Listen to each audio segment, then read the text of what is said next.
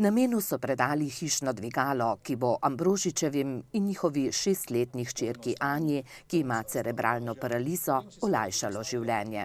To je nepredstavljiva pridobitev za našo družino. To je, bi rekel, osnova bivanja, res. Ker Anja je vsak dan večja, hoja po stopnicah je nevarna, naše stanovanje je visoko, imamo 30 stopnic.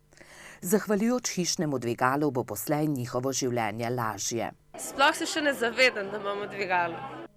V široki humanitarni akciji za nakup in umestitev dvigala, katere nosilec je bilo Metliško območno združenje Rdečega križa, je sodelovalo zelo veliko ljudi, pravi sekretarka Zalka Klemenčič.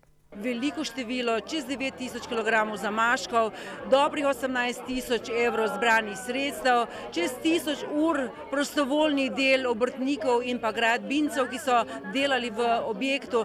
Hvaležen sem vsakemu za vsak evro, za vsak pokrovček, za vsako dobro besedo, za vsak nasvet, resnično za vsako delovno uro, za vse sem iskreno hvaležen.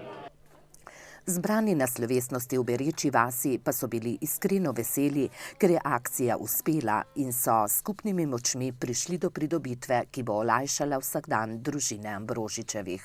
Nekako človek to začuti in to te vleče naprej, slediš temu, ne šteješ ure, ne šteješ časa, in narediš to za lastno zadovoljstvo. Dobrodelnost torej še živi, kljub kriznim časom.